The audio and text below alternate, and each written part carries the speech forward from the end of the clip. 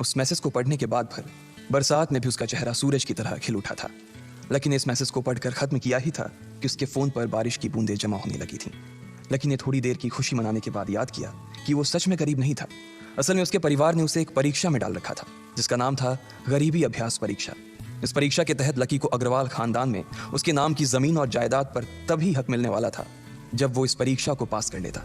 अचानक से उसे याद आया कि वो गरीब नहीं था बल्कि गरीब होने की परीक्षा दे रहा था।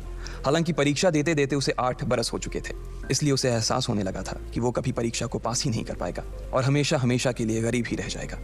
अच्छा हुआ चली गई, अब मिलना कभी। लकी ने होटल की तीसरी मंजिल की ओर देखा और पानी के अंदर ही अपना पैर पटक दिया। वो डिंपल को कोस रहा था। उसने अपनी मोटरसाइकिल उठाई और फिर से चमन मेडिकल स्टोर जाने के लिए मुड़ने लगा। अगले दिन जब लकी की आंख खुली तो वो सीधा उठा और तैयार होकर शहर के सबसे बड़े बैंक न्यू सिटी बैंक पहुंच गया। न्यू सिटी बैंक न सिर्फ शहर का सबसे बड़ा बैंक था बल्कि वो सबसे अमीर बैंक भी था। वहां पर शहर के सबसे अमीर लोगों के ही पैसे जमा किए जाते थे। लकी वहां पैसे को निकलवाने के लिए जा रहा था। New city bank south Delhi में बसा हुआ था और उसके दरवाजे के बाहर महंगी से महंगी गाड़ी खड़ी थी। भाई अब इसमें से कौन सी नई गाड़ी लेगा, लकी ने मन ही मन सोचा। उसे यकीन नहीं हो रहा था कि कल तक तो वो एक मोटरसाइकिल तक नहीं खरीद पा रहा था और आज वो एक कार, और वो भी इतनी महंगी कार खरीदने की सोच रहा था। फिर उसने अपनी नज़र गाड़ी पर से हटाई और बैंक के अंदर जाने लगा। उसने देखा कि बाहर बहुत भीड़ थी और महंगे से महंगे कपड़े पहने लोग बैंक के अंदर जा रहे थे। कहाँ दवाओं की बदबू और कहाँ ये खुशबू। उसने एक बहुत ही गहरी सांस के अंदर ज़्यादा से ज़्यादा खुशबू को समेटने की कोशिश करते हुए अपने मन में सोचा, लेकिन अगले ही पल उसके मन में संकोच पैदा हो गया था। रातों रात लकी की किस्मत तो बदल गई थी लेकिन उसके कपड़े नहीं बदल पाए थे। इतने बड़े बैंक में वो वही कपड़े पहनकर आ गया था जो वो अक्सर अपने काम पर पहनकर जाता था। पैसे लेते ही ना सबसे पहले नए कपड़े खरीदने हैं, लकी ने अपने आप से कहा और फिर बैंक के अंदर दाखिल होने लगा। जैसे ही उसने दरवाजे को धक्का दिया उसे आवाज आई, आउच। लकी थोड़ा सा हड़बड़ी में दिखाई दे रहा था और इस जल्दबाजी के चक्कर में वो एक लंबे बाल वाली लड़की से जा टकराया था जो कि उसके बगल में ही चल रही थी। माफ करना, मैं आपको देख नहीं पाया, सॉरी। लकी ने तुरंत उससे हाथ जोड़कर माफी मांगते हुए कहा। उस लड़की ने इतने अच्छे कपड़े पहन रखे थे कि उसे देखकर ही लग रहा था कि वो किसी अमीर घराने की लड़की थी, इसलिए सॉरी बोलते वक्त ना चाहते हुए भी लकी के हाथ उसके सामने जुड़ गए थे। लेकिन जब उस लड़की ने लकी के कपड़े और उसके हुलिये को देखा तो उसने अपनी नाक बहुत सी कोट ली। वो लगभग हर रोज इस बैंक में आया और जाया करती थी, लेकिन उसने आज तक इस बैंक के अंदर लकी जैसे फटीचर आदमी को घुसते हुए नहीं देखा था। उसके बालों में से आंवले के तेल की गंध आ रही थी।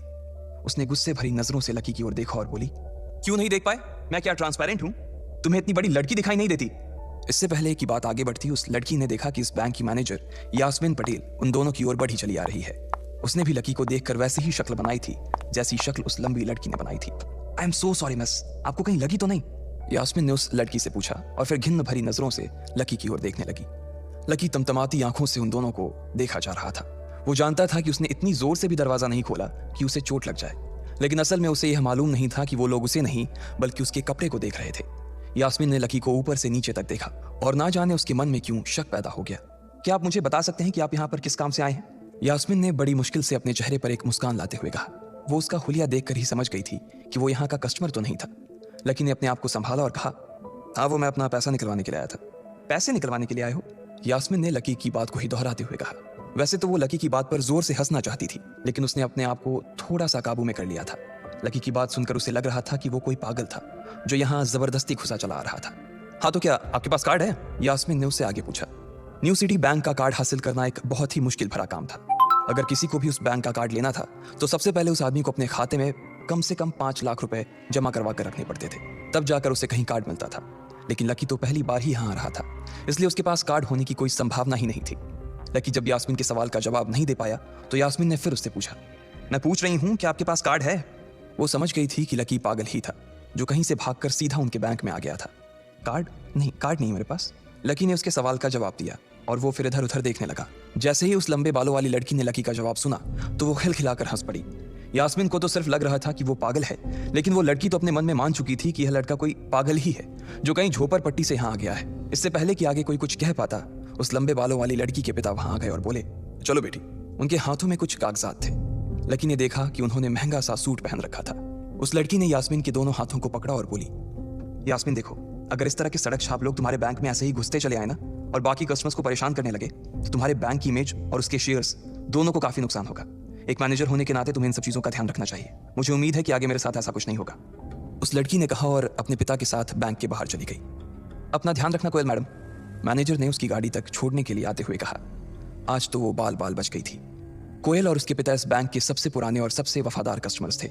अगर आज यास्मीन उन्हें नाराज कर देती और वो उसके बैंक से अपना खाता बंद करवा देते तो शायद यास्मीन की नौकरी तक जा सकती थी। और यह सब हो रहा था उस पागल लकी की वजह से। इसे जल्द से जल्द यहां से भगाना पड़ेगा, यास्मीन ने अपने आप से कहा और फिर बैंक के अंदर आने लगी। यास्मीन उसे अपने बैंक से बाहर निकालने के तरीके के बारे में सोच रही थी, मगर जैसे ही वो बैंक में दाखिल हुई उसने देखा कि लकी वहां था ही नहीं। अरे अब ये कहां चला गया, उसने अपने आप से पूछा। वो इधर उधर देखने लगी लेकिन लकी वहां भी नहीं था। यास्मीन को अच्छे से पता था कि वो उसके सामने तो बाहर नहीं निकला था, इसका मतलब था कि वो बैंक के अंदर ही था, लेकिन यास्मीन उसे ढूंढ नहीं पा रही थी। कुछ देर तक बैंक के सारे कोनों को देख लेने के बाद यास्मीन को लगा कि शायद लकी यहाँ बहुत ही असहज महसूस कर रहा होगा, और जब वो कोयल को दरवाजे पर छोड़ने के लिए आई तब उसके पीछे पीछे वो भी निकल गया होगा। चलो जान बची, यास्मीन ने अपने आप से कहा और अपने केबिन में आकर बैठ गई। जैसे ही उसने आज के दिन की पहली फाइल उठाई थी उसे किसी एक की झलक दिखी। ये कोई और नहीं बल्कि लकी ही था। अरे ये कहां छिपा हुआ था, यास्मीन ने अपने आप से ही कहा और तुरंत फाइल को टेबल पर रखकर वो ऑफिस के बाहर आ गई। उसने देखा कि लकी बैंक के वीआईपी लॉन्च के बाहर खड़ा था और उसके खंबे की आड़ की वजह से वो यास्मीन की नजर से बाहर हो गया था। अब यास्मीन को तो वो मिल गया था, लेकिन उसके लिए उससे भी बड़ी एक और मुसीबत खड़ी हो गई थी। लकी जिस कमरे के बाहर अभी खड़ा था उस कमरे के अंदर शहर के सभी रईस लोगों का उठना बैठना था। बैंक के सिलसिले में या फिर किसी दूसरे काम के सिलसिले में वो सभी लोग यहीं आकर बात किया करते थे। उस कमरे के अंदर जो लोग बैठे थे उन सबके करोड़ों रुपए इस बैंक के खाते में जमा थे। अब अगर ऐसे में लकी वहां घुस जाता तो सब लोग मिलकर यास्मीन की गर्दन पर चढ़ जाते। रुको, जहां हो वहीं खड़े रहो, यास्मीन जोर से और साथ ही गुस्से से चिल्लाई। बाकी के लोग जो वहां खड़े थे वो यास्मीन की ये चीख सुनकर डर गए थे। कुछ लोगों को उसकी इतनी जोर से आवाज करने की वजह से गुस्सा भी आ गया था और यास्मीन सबसे मुस्कुराते हुए माफी मांगकर आगे बढ़ती जा रही थी। वो लकी को किसी भी तरह से उस कमरे में जाने से रोकना चाहती थी, लेकिन उससे पहले ही वो उस कमरे के अंदर दाखिल हो चुका था। अरे यार, ये आदमी है या गधा, यास्मीन ने अपना ही सिर पीटते हुए कहा और वो भी उस कमरे के दरवाजे की ओर बढ़ने लगी। उसने उस कमरे का दरवाजा खोलने की कोशिश की लेकिन वो अंदर से लॉक हो गया था। बाप रे, ये कैसा आदमी है, बिना परमिशन के अंदर घुसा तो घुसा लेकिन दरवाजा भी अंदर से बंद कर लिया। अब यास्मीन की सांसें फूलती जा रही थी, उसे बहुत डर लग रहा था। उसका जी यह सोचकर घबराए जा रहा था कि ना जाने अंदर लकी और उस रिलेशन मैनेजर के बीच क्या हो रहा होगा। इधर जैसे ही लकी कमरे में दाखिल हुआ वहां का कस्टमर रिलेशन मैनेजर जो कि सोफे पर फैला हुआ था वो उसे देखते ही अचानक सीधा बैठ गया। हेलो सर, कैसे हैं आप? उसके मुंह से बिना लकी को देखते हुए ये शब्द निकले। उसे याद था कि इस कमरे में कुछ खास लोग ही आते थे और जो भी आते थे यास्मीन उनके आने की खबर उसे पहले ही दे देती थी। लेकिन इस वक्त जो आदमी उसके सामने खड़ा था उसे देखते ही वो अपनी जगह पर जम गया था। ना तो वो कहीं से भी वीआईपी लग रहा था और ना ही वो उसका कोई रिश्तेदार था। कौन हो भाई तुम, क्या चाहिए तुम्हें? उस मैनेजर ने 20 साल के जवान लड़के को देखते हुए कहा।